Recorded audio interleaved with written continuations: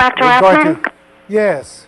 I was wondering how you weigh grades and stuff, like how much the tests are worth in the research paper. In the syllabus, did I not list the percentage of grades? No, it's not in there. All right, I'll have to give you some information on that. The critical paper would be probably will be 20%. The research paper will be 25%. The final exam will be 20%. The midterm will be 20%. Now, how much is that off the top of my head? That's 85. No, 85. All right. If you turn in your assignments, such as the data cards and the data searches, that'll count 10 points. Right. 10 points is 10%. Let me work on that.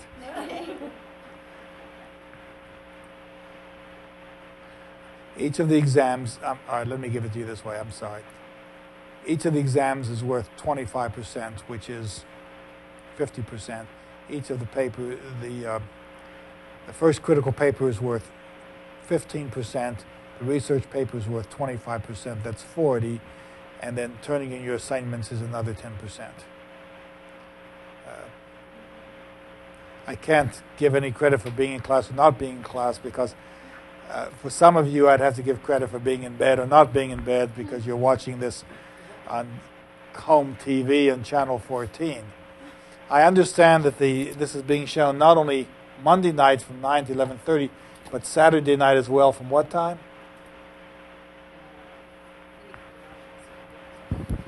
All right, well, it gives me some comfort to know that I may be on TV as much as the I Love Lucy show this time.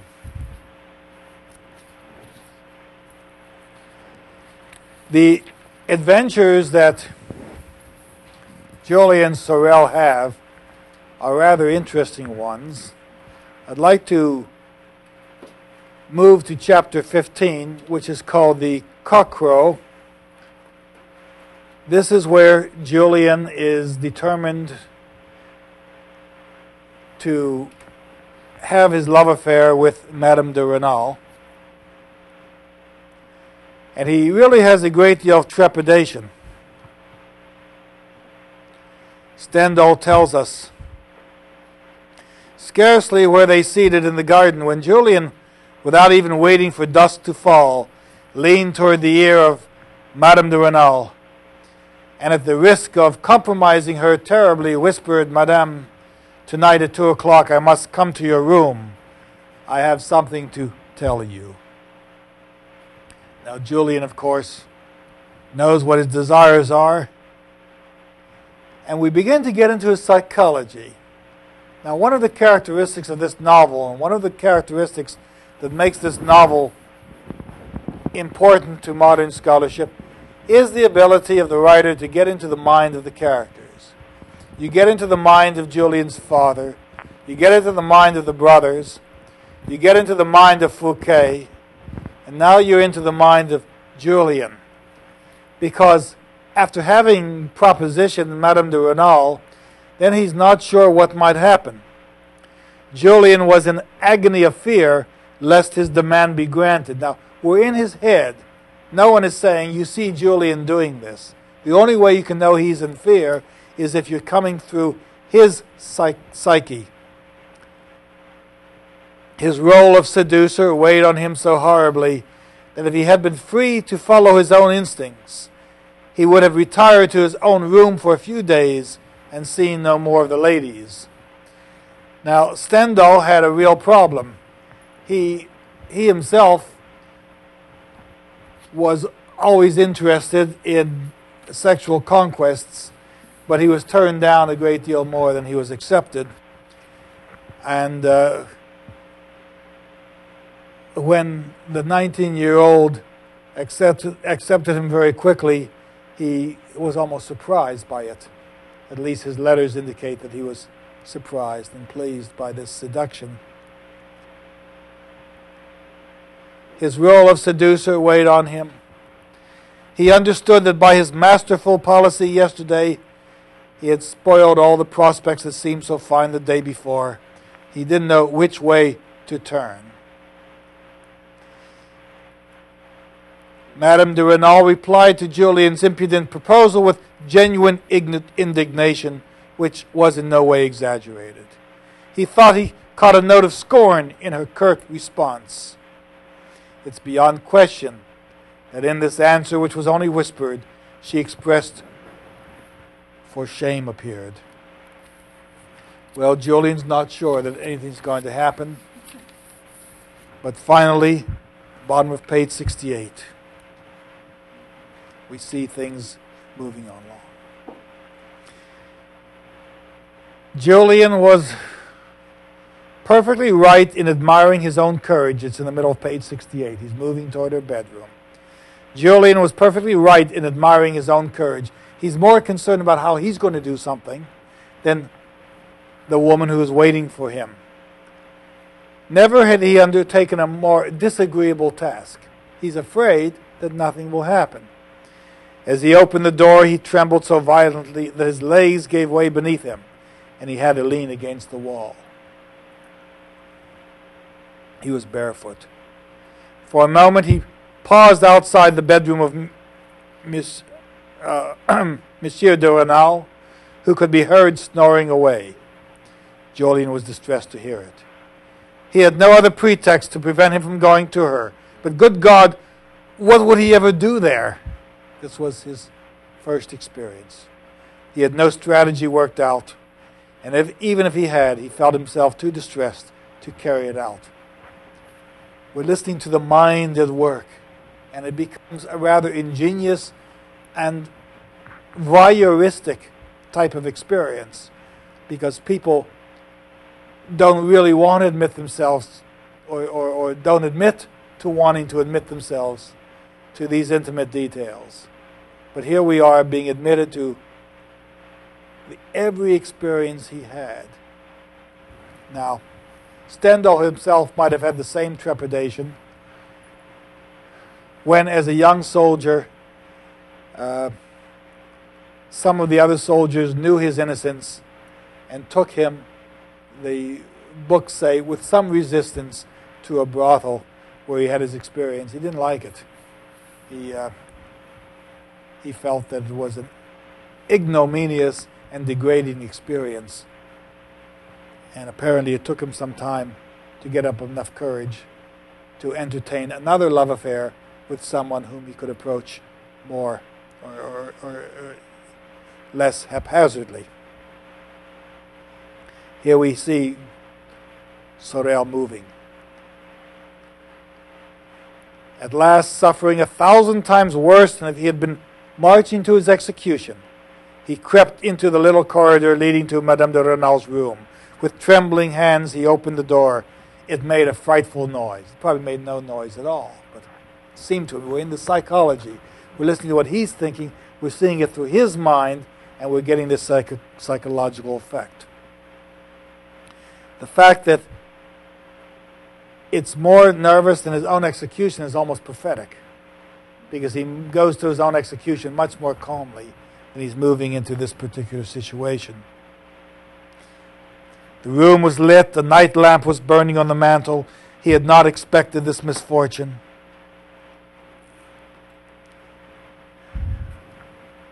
And that's where it ends. The next paragraph begins, several hours later, when Julian left Madame de Renal's room. One might have said, after the fashion of novelists, that he had nothing further to desire. Actually, now, that would have been one way to end that sentence, because he had achieved his success and lost his innocence.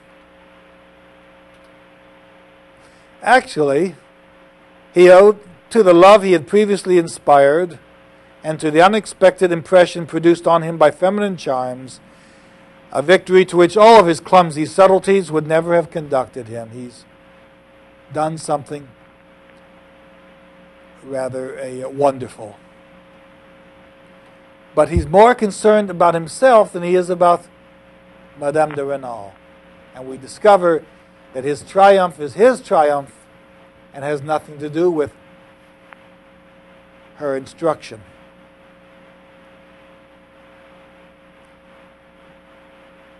Instead of paying attention, but in the moments of supreme delight, victim of his own strange pride, says Stendhal, he insisted on playing the role of a man accustomed to triumph over women. He made incredible efforts to spoil the effect of all his own charm. Instead of paying attention to the transports of delight he aroused and to the remorse that sharpened them, he focused his attention entirely on the idea of duty. It is now his duty to perform such actions. And finally, the last sentence, which I've mentioned before, he was like a young girl of 16, with a charming complexion who, when she's going to a dance, is foolish enough to cover her cheeks with rouge. You don't need this extra makeup to make yourself beautiful, and he certainly doesn't need the rationalization to make himself more desirable, desirous, or more accomplished. The one thing the novel teaches us at the very earliest is the pride of Julian Sorel. And we see it developing when the king comes to Verrières. And this is an interesting chapter that begins at page 77. The king is coming to Verrières, and it's a flattering thing for the government officials. Monsieur de Renal, we understand, actually pays 3,800 francs to supply horses, to supply uniforms, to make sure that the king's arrival at Verrières is the very best, offers him the very best reception the community can offer him. And Julian Sorel gets caught up in this because Madame de Renal is so pleased with him and wants him to have such a sense of satisfaction, wants to please her, that she wants Julian to be in uniform. And let's see how that episode occurs.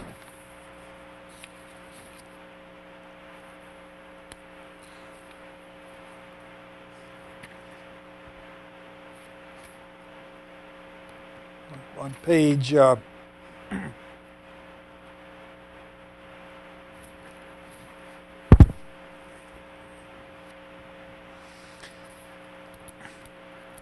are many young men in town who could have the privilege of wearing these uniforms and greeting the king. But it's Julian who Madame de Renal makes sure leads the parade. And of course he sees himself as being very proud and very elegant in this uniform that she has given him.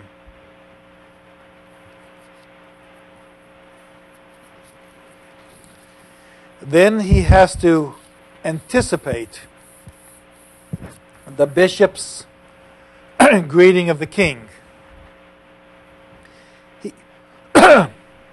He finds himself in a situation where, in order to get to the king, he passes through a hallway where the Monsignor, a British clergyman, is looking in a mirror.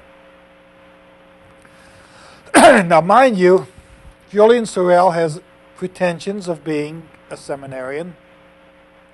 He respects the priesthood. He's looking forward to meeting the king.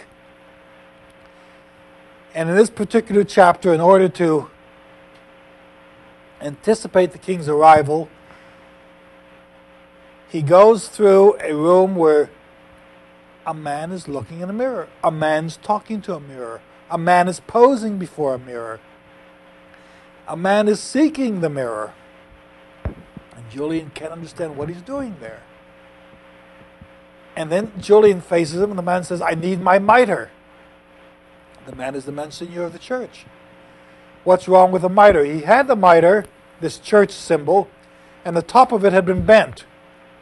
He was embarrassed to face the king with a bent mitre, so they sent it to a smith who repaired it, and the priest was waiting for it, this high church official.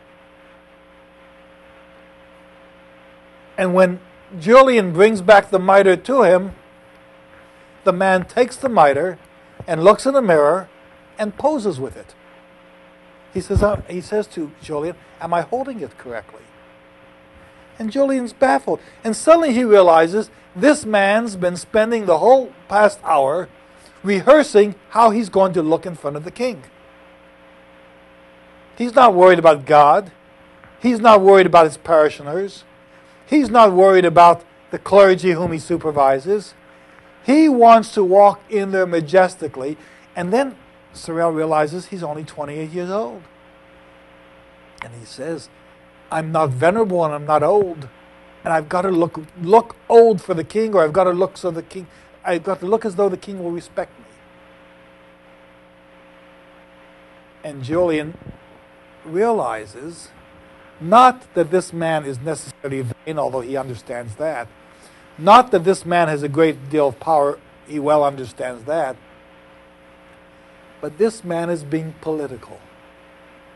He's going to make sure when he walks into that room with the king, that the king sees him as being representative of the church, that he is being venerable even though he's young, that the king sees a person who's perfectly sculptured, perfectly controlled, perfectly mannered. And as a matter of fact, when the Monsignor is satisfied that he has all the moves in place, and he goes out to greet the king, he even makes sure that he admonishes the king slightly, so the king realizes that the church is in control. Why does he admonish the king? Because everyone going to a clergyman, everyone going to a priest, is going to get some word of advice. "Now, my child, be careful next time. Now, my child, be good to your old father." You see, some words that say, "You're not doing what you're supposed to do, and I'm the one who's going to tell you what the way of rectitude might be." And so, in this rather interesting episode, the king is admonished by the priest. The priest has rehearsed every move he's making, and Julian Sorel is learning how to become a politician. He's not learning how to become religious. He's not learning how to become a scholar. He's learning how to become a politician. Just as he learned how to make love from Madame de Renal, but then feels it's his accomplishment. Gives her no credit for what she has done to favor him. Let's turn to another chapter, because the characteristic of this novel is the lessons. One of the characteristic movements of the novel is the way in which Jean Sorel learns what his life is about. Julian Sorel learns what his life is about. Look at page 108, where Julian is being allowed to attend with guests of Monsieur Valenod, Valenod. I have a list of all these names someplace, but I'll look for them elsewhere. He's going to the residence of Monsieur Valenod, which is adjacent to the poorhouse where prisoners are kept who are in abject poverty.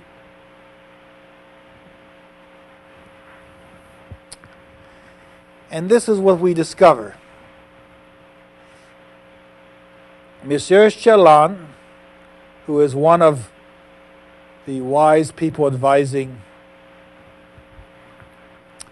Julian Sorel, says to him, "I thought you would be corrupted by the vanity of the world," said the old man with tears of joy. "But here's an action that fully redeems the childish business with the honor guard and the gaudy uniform which made you so many enemies." This was the episode I just spoke to you about.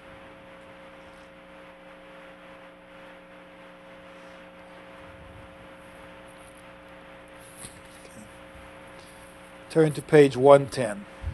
Julian comes to Valeno's house.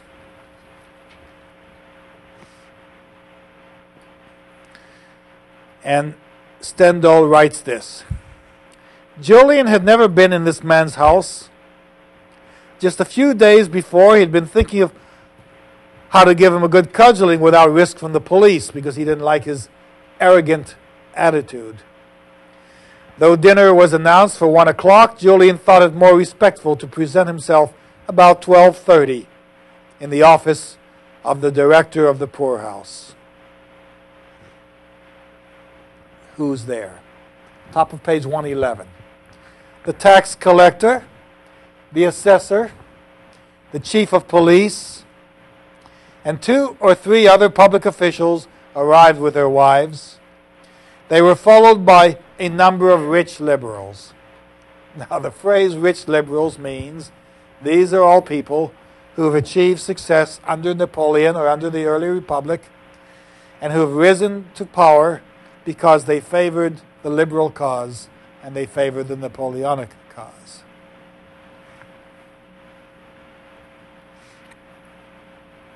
In our society, some people would feel that rich liberal is an oxymoron, but that's only what the politics today are suggesting.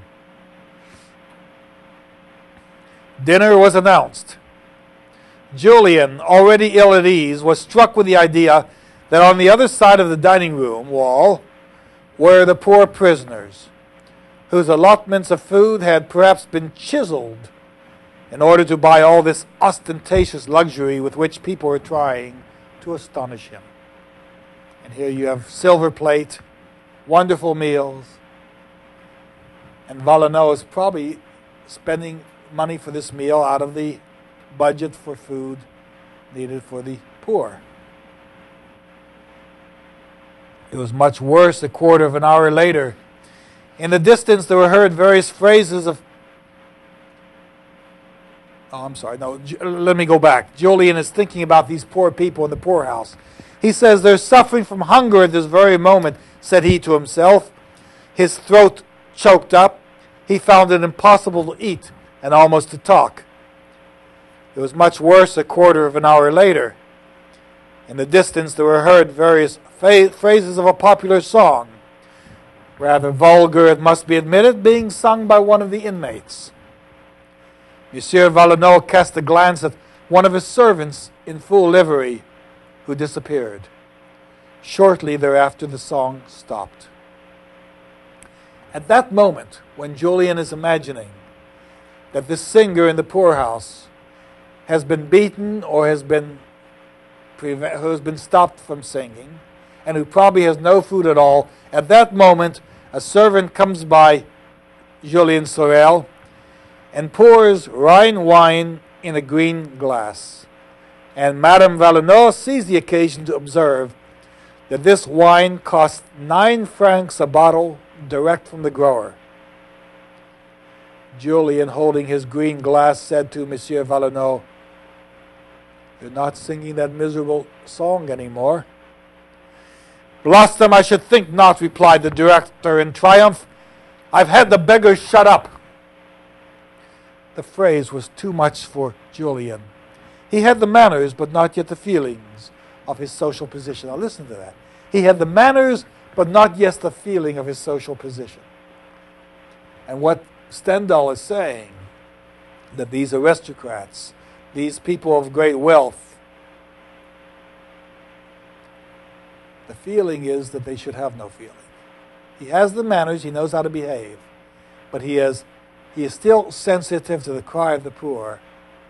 And once he gets rid of that fault, he will join the sensibility of the aristocrats.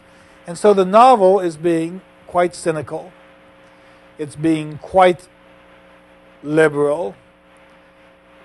And Stendhal is being sarcastic in his understanding of the way the aristocrats, even the new aristocrats, are treating those who are less fortunate or less skillful than they are.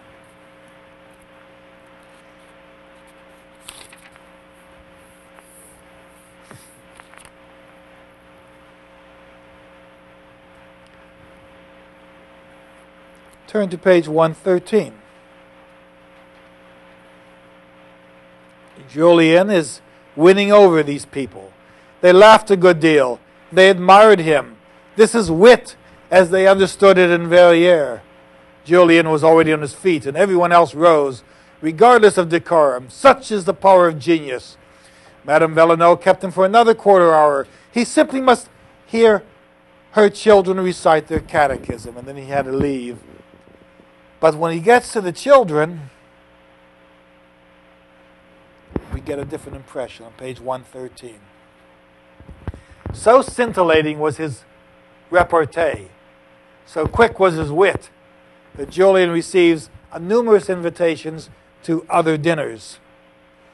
And says Stendhal, at this moment he saw himself as a complete aristocrat.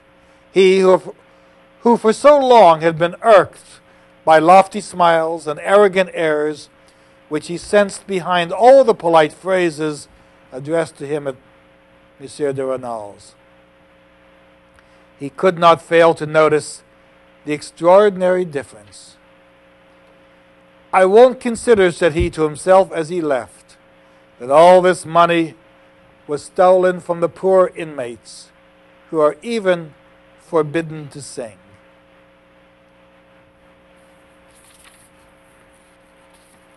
Now let's turn to the seminary, because what we find, of course, is contrast. You have the contrast of the Father and the Son. You have the contrast of Paris and Verrières. You have the contrast of the woman who seduces and Julian Sorel.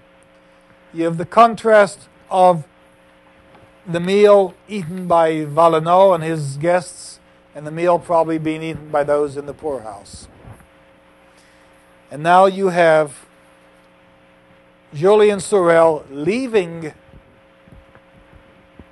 to become part of the seminary. Turn to page 141.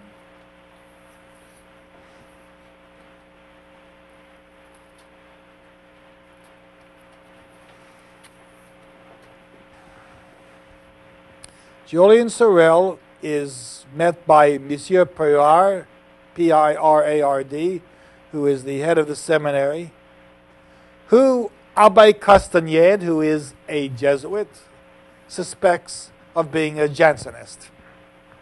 There's Pirard, who is virtuous, who is a man who understands Sorel's capabilities, but who is somewhat of a purist, is held suspect. Now Julian, for the first time, gets to meet his colleagues and his friends who are to be seminarians and whom he is to join for the rest of his life as parish priests, because only a very few will rise to the position of abbé or monsignor or bishop or cardinal, and only one as pope.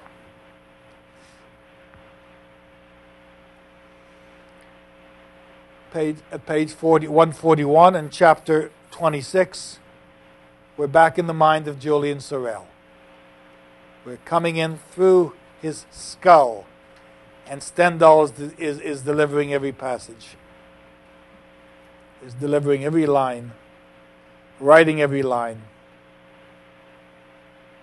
I should stop for a moment and say that as I speak about Sorel and as I speak about Abbé Castagnède, and as I describe the various people who are here, we always have to remember that these are the creatures of an artist, that Stendhal has created them, that while he draws them from experience and as he draws them from the psychology, from people he has seen, nothing here on paper is anything other than what Henri Marie Bale has put on paper. And so when I become wrapped up in these characters, I'm also wrapped up in Stendhal's capability to insinuate himself into the mind of the character and present him in such a way that the reader feels he's real. Watch television, watch movies, listen to songs, however the music, however tense the production, however large the screen, no one's doing anything without a writer interpreting the facts, interpreting the emotions, interpreting the actions. The contrasts are purposely devised. There's a writer by the name of Henri Bale who is telling us that he's giving us this contract to show us the difference between right and wrong, to show us the difference between opportunism and simplicity, to show us the difference between ambition and humility, to show us the nature of exploitation and the nature of imprisonment. The writer is forcing us to accept his point of view. There's no one here at this point who really likes Julian Sorel, I suppose, unless you like his features and you voyeuristically would want to be with him.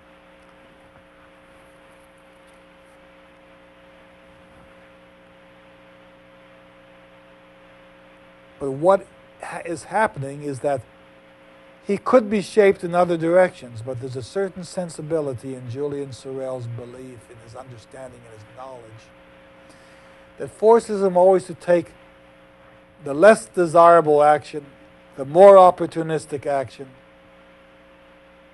He's not going to say no when yes will please him and make him a different person. And here we're in his mind. Satisfied with his own conduct, says Stendhal, Julian looked about him and found everywhere the appearance of the most spotless virtue. Now, he doesn't like spotless virtue. He's looking for the intrigue, and he's looking for those who are going to take advantage of him so that he can turn the tables on them. He's learned that much.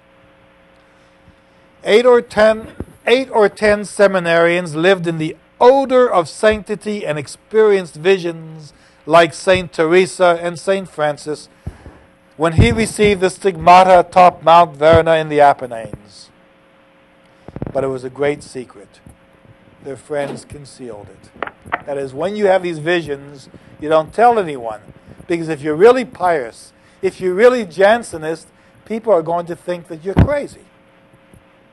And that's one thing. And in this area of cynicism, if you say you've seen a vision, people are going to say you didn't see a vision. Because even the priests who have their own personal desires understand that in some cases they're expressing a sham. The faith they're professing isn't something they believe. They're professing it because they must do it in order to keep this position, in order to keep this money rolling into them. And this is what Stendhal is telling us. That the reason these fine, pure, visionary Jansenists and priests won't discuss the visions that their piety has given them is because they will be laughed at by the other clergy who have become too cynical. By the way, the cynicism of this book is very much the same as the cynicism of Tolstoy in War and Peace. Very much the same.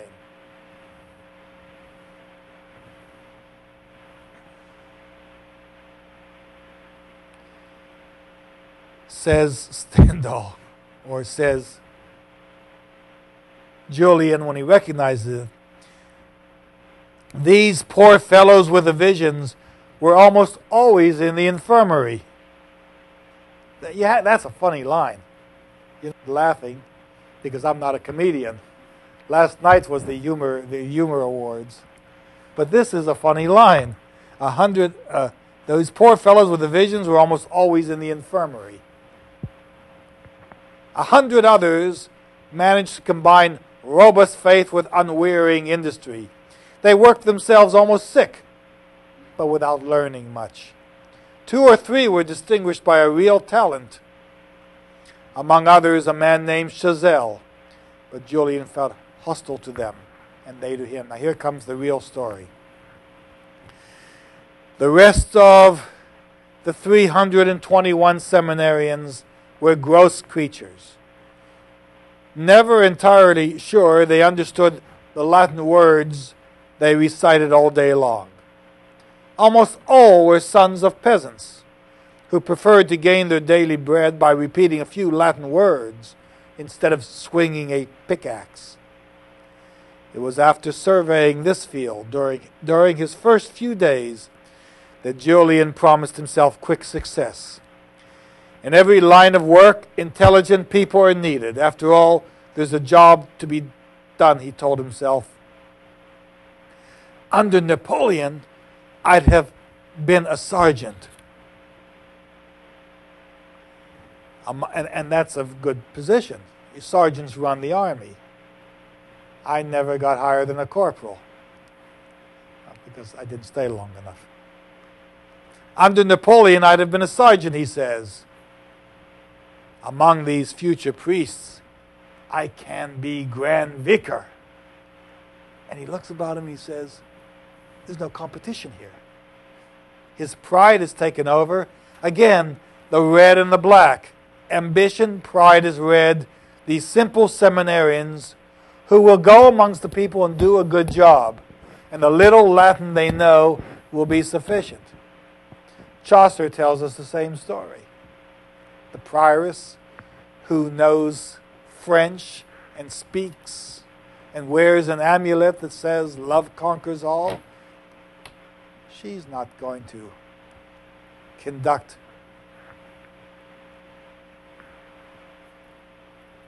her life in a way that resembles the life of piety and the life of humility that the church calls for. But you see, Julian Sorel doesn't want the life of piety. He wants the life of power. He wants the red, and he's not going to settle for the black. And the contrast continues in the red and the black. Now, there's an interesting shift, and I'd like to go into that. Book 1 ends in chapter 30 with the title Ambition. Now,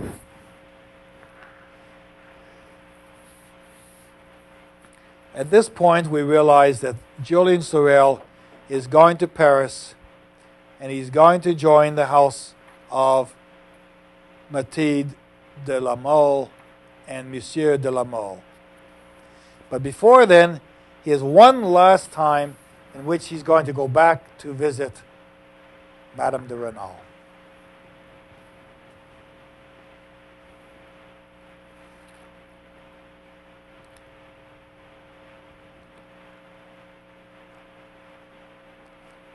Stendhal began each of his chapters with a quotation. But he was mocking us with scholarly quotations as much as he's mocking the life of Julian Sorel. Notice the quotation is Orus quando ego ti aspiciam. And it's quoted as being from Virgil. This is page 183 in your text. It's the beginning of book 2.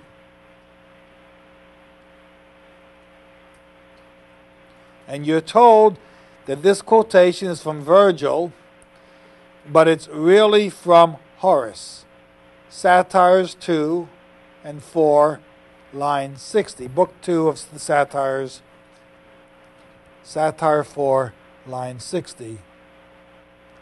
It is attributed by Horace to a usurer who indulges in sentimental dreams of the simple life while grabbing at his 100%. Now, why does Stendhal do that? Because he's playing with the reader. He's playing with the scholarship. He's playing with our sense of pride. He's attacking the conventions of the book as well as the conventions of society. Things are in chaos. What seems to be happening, the plans one lays are not going to work out. And certainly they didn't work out in this chapter, which is called Country Pleasures. On page 185, Julian Sorel knows he wants to visit Madame de Renal again.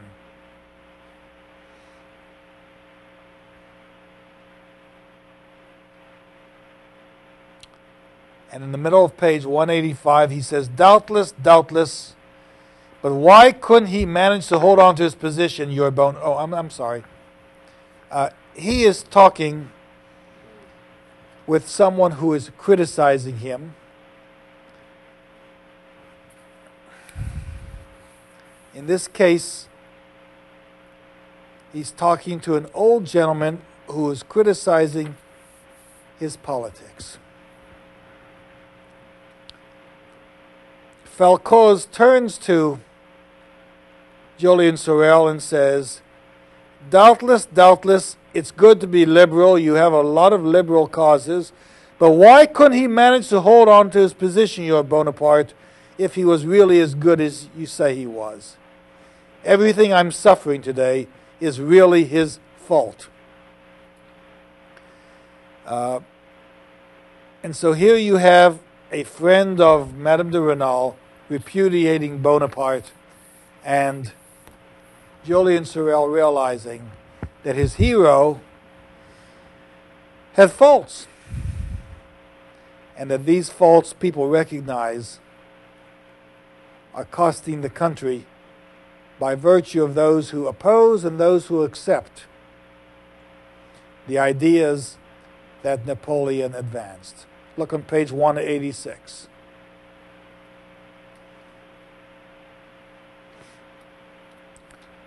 Who drove me off my land? The printer went on wrathfully. The priests, whom Napoleon recalled with his concordat instead of treating them as the state treats doctors, lawyers, and astronomers, instead of recognizing them simply as citizens, without inquiring into the business by which they earn their bread. Would there be so many arrogant gentry today if your Bonaparte hadn't created barons and counts? No, that sort of thing was out of fashion. After the priests, it is these country noblemen who bothered me most and forced me to turn liberal. So that Napoleon had appointed, the priests had been discredited. They had no influence. Napoleon, to gain support of the country, gave the priests authority again. He also appointed many people to aristocratic positions.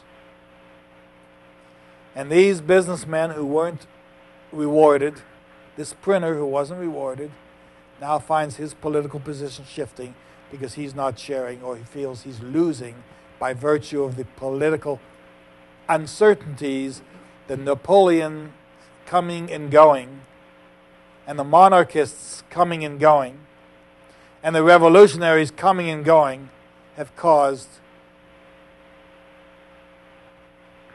the unrest they have caused and the difficulties they have caused, the destabilization they have constructed that makes life uncertain. What Stendhal is saying is that all these political changes may make people who once desired them unhappy, because now, though they had stability, could complain, now they need not complain but have no stability. And consequently, the irony is the confusion that results as people try to get their own ends. Of course, this is a theme of the book. The confusion that Julian Sorel experiences as he thinks he is coming closer and closer to his own desires. Well, this chapter ends with the funny episode of Julian being discovered in Madame de Renal's bedroom and his having to flee.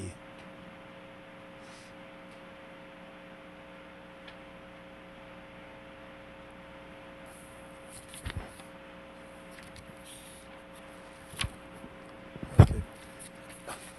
Let's turn now to page 1, chapter.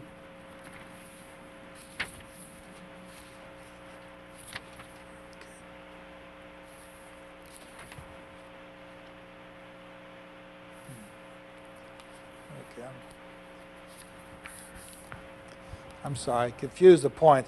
I was about to discuss Julian in Madame de Renal's bedroom. Instead, I switched over to the beginning of chapter 1 in the next section.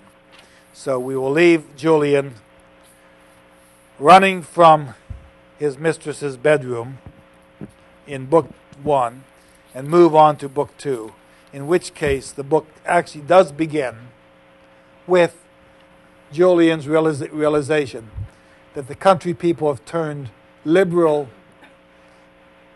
against the changes that have occurred, because the changes that have occurred have driven them out of their homes, have driven them off their land, have given them less profit than they themselves had anticipated. Let's go to page 198. First steps. Julian now becomes familiar with Mathilde de la Mole.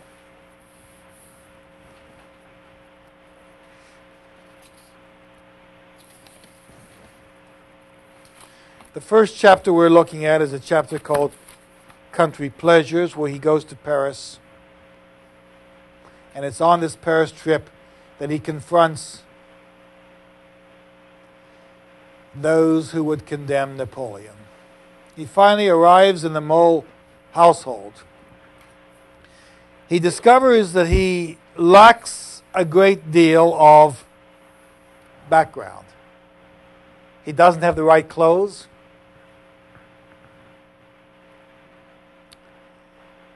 He doesn't have the right posture. He doesn't know how to dance. He doesn't know how to ride horses.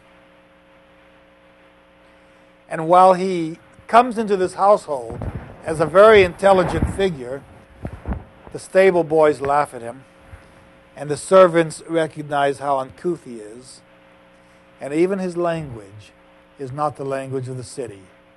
He speaks with a drawl, apparently. Stendhal doesn't say that, but we remember what he said about the country earlier on.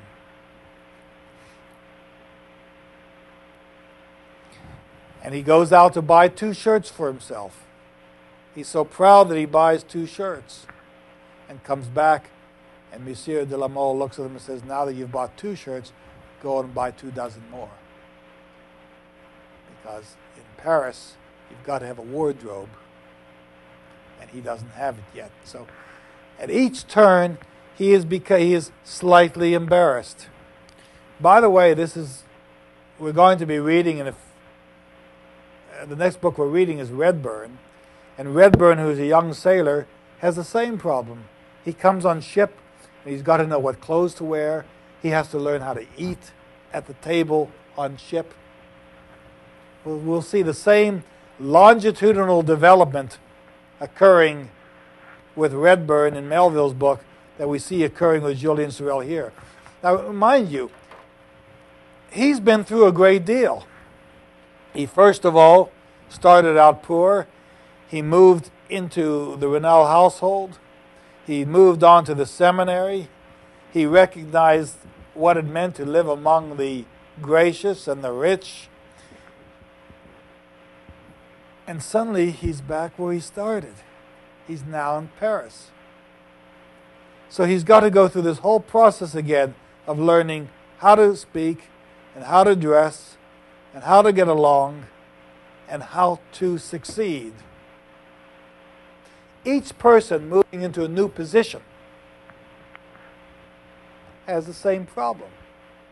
John Weidman, whom we're going to read in the last book of this course, in The Hiding Place, when he went to Oxford, when he went to the University of Pennsylvania, wanted to join a social club.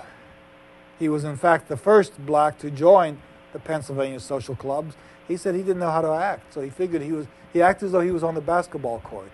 He waited to see how others reacted, and then he reacted in response to them.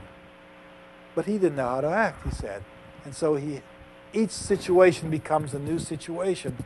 And now, in the second book, in the second part of The Red and the Black, we suddenly find ourselves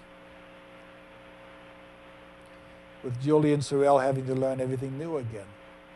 And being embarrassed when what he wants to do is inferior to others who have done it all their lives, such as his horse ride. He agrees to ride a horse, can barely hold on, falls in the mud in his only suit, his only other suit, has to come back dripping mud and everyone's laughing at him. And so he meets another person who teaches him the subtleties of holding on to a horse. And he learns the very simplest things in life that other people must know and he doesn't.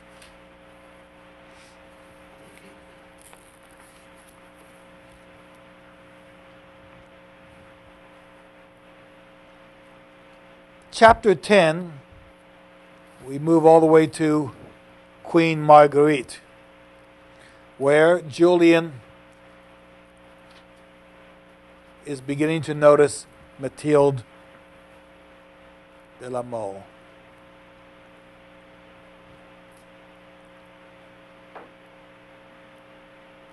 Again, the contrast. Julian read over his letters. He's working for a living. He writes letters for Monsieur de la Mole. By the way, there's an interesting thing about his letters, an interesting detail you ought to know. Those of you who are worried about the papers you submit. Monsieur de la Mole has a technique. He has received a number of letters that must be answered. And so he jots on each letter what it is that he wants to say and how it is to be answered. And then his aide, who in this case is Julian Sorel, is expected to answer these letters. And Julian writes a word, and the word is Cela, C-E-L-A, and he spells it with two L's. And what does Monsieur de la Mole say? Oh, no. They told me he was bright. They told me he had an incredible memory. They told me he was the best scholar I could get out of the provinces. They told me no one in Verrières was better, and he can't spell. And Monsieur de la Mole says, now what am I going to do? He said, well, I'll have to get along with him. But he's already been biased against Julian Sorel. He's very unhappy now that he has an aide whose spelling he has to check. And so Julian Sorel not only has lost respect amongst the stable hands and the servants, at the very outset, he has to prove himself all over to Monsieur de la Mole. And all the more reason why Monsieur de la Mole doesn't want him to marry his daughter, and only allows it because she's pregnant, because he's ignorant. He's from the country, he's from the suburbs. And the contrast becomes more profound in the city than in the country. And consequently, we have, again, this contrast, the red and the black. Julian Sorel thinks he's there because he's the best. But he's in the other side of the picture at this point. Julian read over his letters. When the bell sounded for dinner, what a fool I must have seemed in the eyes of that Paris doll, he told himself. What idiocy to tell her what I was really thinking.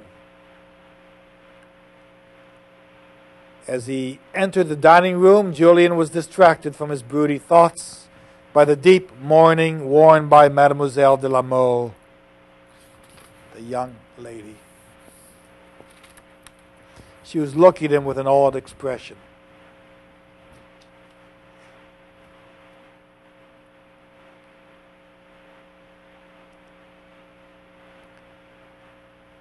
And then he realizes that he should pay more attention to her. He says, I've been a fool. My imaginings about Paris prevented me from appreciating that glorious woman, Madame de Renal, but now he sees another glorious woman whom he's going to spend some time with.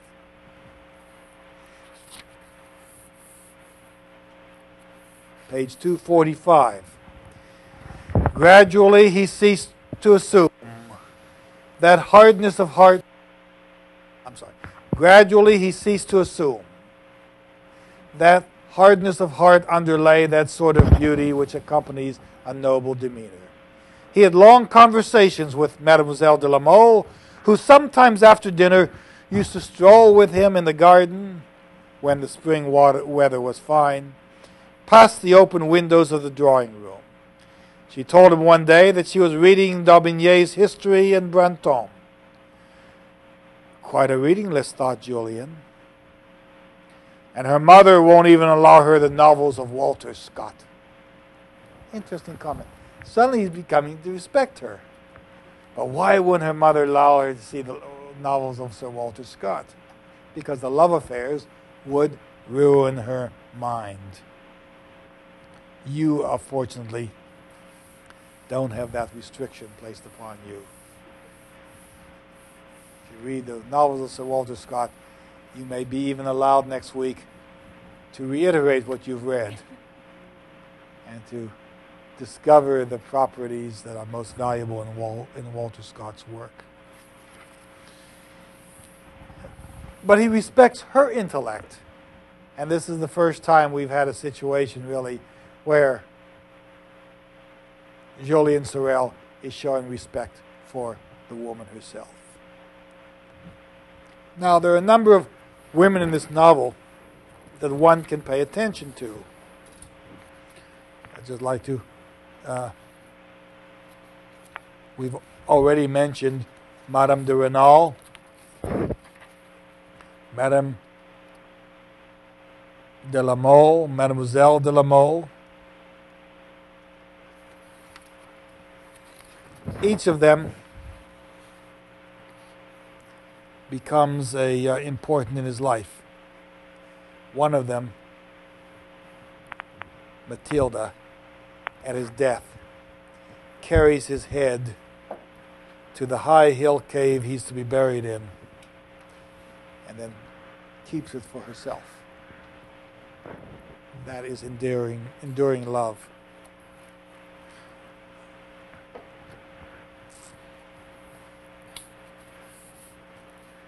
All right, let's move on to see what happens to Julian Sorel and what other contrast we're finding here. We find in chapter 12 that Mathilde praises Julian. She defends him. She claims they're jealous about him. And she finds resistance against him and her family.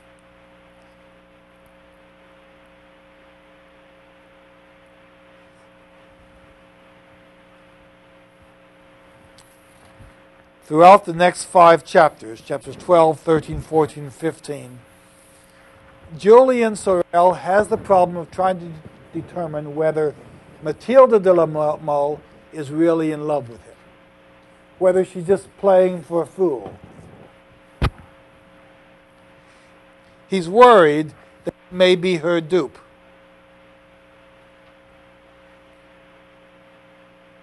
And in chapter 15, when he returns to her home, he's worried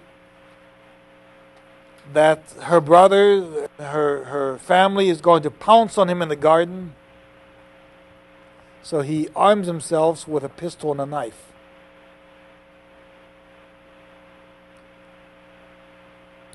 He finally arranges a meeting with her and goes in the bedroom, goes into the garden to meet with her. At 1 o'clock in the morning, he climbs into Mathilde's room. He looks about. He's worried that someone might be hidden in the closet and might be there to attack him. And let's look at that episode and see what happens.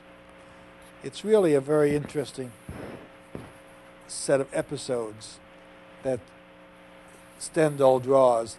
Because Stendhal himself, when he was in Milan, was accused of espionage.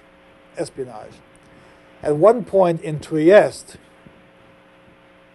and I hope I have my facts correct, some of the spies of the government were assumed that he was meeting with enemies of the state, when in fact he was meeting a mistress. The comment was made that the government officials would have been a lot happier if they had known he was with a mistress than suspecting that he was engaged in espionage. So when he describes the intrigues, Julian Sorel sneaking into Madame de Renal's room and escaping, Julian Sorel supposing that if he comes into the garden at Madame de la Mole's invitation, if he goes up to her room at Madame de la Mole's invitation, it's all plot to confront him and to destroy him. He climbs a ladder into her room.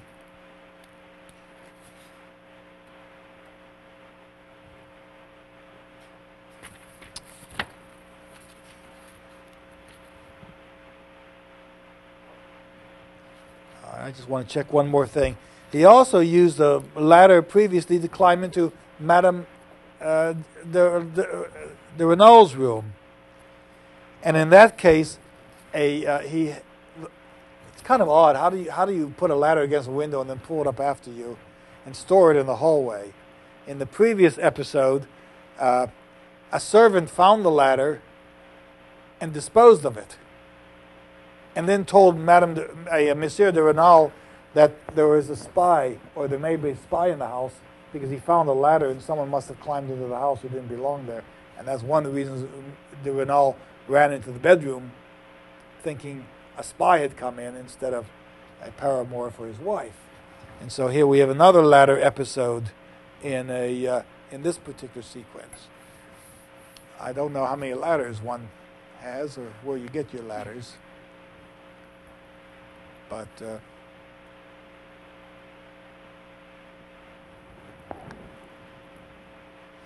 right.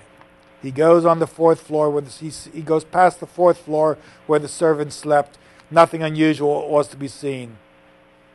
One of Madame de la Mole's maids was having a party, and the servants were drinking punch very merrily. People who laugh like that, Julian thought, will not be taking part in any expeditions tonight. They would be more serious. At last he stations himself in a dark corner of the garden. If their plan is to keep the house servants out of it, they will get in the mercenaries who are going to attack me by way of the garden wall. And so he's really concerned. But finally, Mademoiselle de la Mole approaches him. He climbed quietly, pistol in hand, astonished at not being assailed. As he rose to the level of the window, she opened it noiselessly. "So here you are, sir," said Mathilde with deep emotion. "I've been following your movements for the last hour." Julian was much embarrassed. He did not know how to behave. He felt no love whatever. In his embarrassment, he decided he must make a bold gesture. He tried to kiss Mathilde. "Oh, come now," she said, and thrust him away. But before that evening is over, they make love, and Julian leaves knowing that he is in love with her, and he is now her paramour. We now move into her psychology at the end of this particular chapter, where she realizes that she has given herself to Julian Sorel. He gets away from her. Let's look at the end of this chapter, chapter 16. He took a horse. Now he can ride a horse. You see, he's learned that much. He feels secure on the horse. This longitudinal child development is working to a point where he's now more secure, this 22-year-old adventurer. He took a horse and sought out the loneliest parts of the forest of Meudon near Paris. He was far more surprised than happy. The happiness that came from time to time like a gleam of light in his soul was like that of a young second lieutenant who, after some astounding action, has just been promoted full colonel by the commanding general. His triumph is complete, you see. He felt himself raised to an immense height. Everything that had been far above him yesterday was now at his level or even beneath him. Gradually, Julian's happiness increased as it became more remote. Now here we're into Mathilde's mind. If there was nothing tender in his soul, the reason, however strange it may seem, was that Mathilde and all her dealings with him had been doing nothing but her duty. There was nothing unexpected for her in all the events of the night except the misery and shame she had discovered instead of those divine raptures that novels talk about. Was I mistaken? Don't I love him at all? She asked herself. Now we have a situation where Julian has reached the apogee of his desires. Mathilde recognizes she is in love with him and has given him her all. We realize, of course, later on that she is pregnant by him. And the question now is what's going to happen? Well, Julian has put himself in a situation where he will be named a member of royalty by Mathilde's father. He grants him the name of Monsieur Venaille. They give him a phony background, a phony resume, so that people won't question what his background is, and so that Monsieur de la Mole can at least say his son-in-law is a man of some background and some bearing and some family, some means. And Julian is willing to accept it. He has no choice if he's going to be part of this family. And he has no doubt that he's going to be part of this family. Until, of course, the letter arrives suggesting that he is just a gold digger. And at that point, the marriage is off. Julian is angry,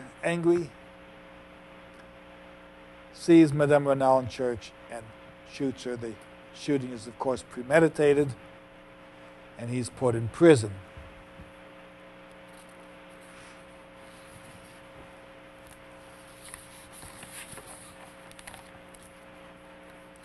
The truth of the matter is that Mathilde is actually in love with Julian. And the whole episode, as it develops, is again a psychology of family discordancy. She tells her father, he's enraged. Julian, in order to appease the father, offers to commit suicide or to have the father kill him. And Mathilde comes back with her romantic notion that if Julian kills himself, she's going to kill herself. Her father doesn't want that. And so Julian gets a title and a commission in the army.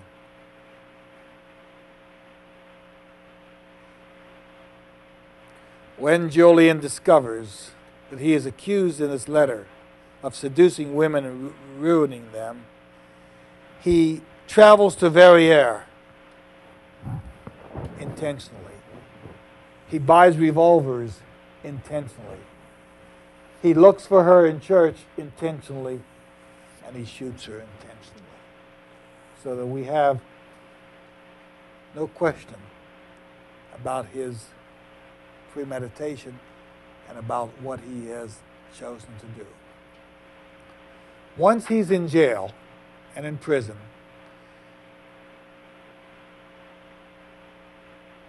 then he realizes that it's all gone. Now, he's enough of a opportunist to know how much he can get out of a situation and how much he can't.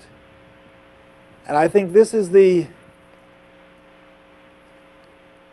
ultimate discovery of his deceit, the ultimate discovery of his pride, and the ultimate discovery of his selfishness. That when he realizes it's all gone, he doesn't care about anything anymore. He's glad to go to the guillotine. And what he has done is leave two women in tears, a family shattered, two families shattered, but above all, a thorough understanding of the duplicity, the opportunism, the lack of faith, the cynicism of the upper class, the opportunism that results when people realize that these shifting political fortunes require them ultimately to have no conviction if they're going to survive, or to survive only on a conviction which is hidden. Consequently, the whole book suggests that the world is a world of duplicity, and the world is a world that reduces one's dreams to what one can get away with. Now, if you feel the world is the world of Julian Sorel, then you have a lot of planning to do. Always aware that the planning you do will not necessarily result in the consequences you hope. And that when the consequences fall in your way, you take full advantage of them unequivocally. And when they fail, you accept the results with the equanimity that Julian Sorel shows in his novel. So let's turn to Julian Sorel in prison. Let me conclude with one statement before next time we'll deal with Julian in prison. But one of the things you ought to note is on page 420 in your textbook, the Norton Anthology that we bought, is a complete history of the trial of Antoine Berthet, B-E-R-T-H-E-T, because it's this story that Stendhal used as the source and basis for The Red and the Black. It's the story of Antoine Berthet, B-E-R-T-H-E-T, a seminarian from the town of Branges, B-R-A-N-G-U-E-S, near Grenoble, who himself killed the woman, became jealous of the woman he loved, and killed her. And he was put on trial, this seminary student, and he was guillotined, just as Julian Sorel was. So the story of Antoine Berthet was the source of The Red and the Black. I think in this day and age, and in this week in the United States, we're very conscious of how people can commit murder out of jealousy. We well are aware of court trials such as, or at least one court trial, such as Julian Sorel will encounter. And so next week, if you're enticed and obsessed by the news, you can read of the California court trial and then spend time with the Parisian court trial, or the court trial Verrières, in which Julian Sorel finally loses his mind, literally. We'll be in touch next week. Please come prepared to take an objective examination of half an hour, and then you'll have 2 short essays I ask you to write about 2 other novels that you'll be somewhat familiar with.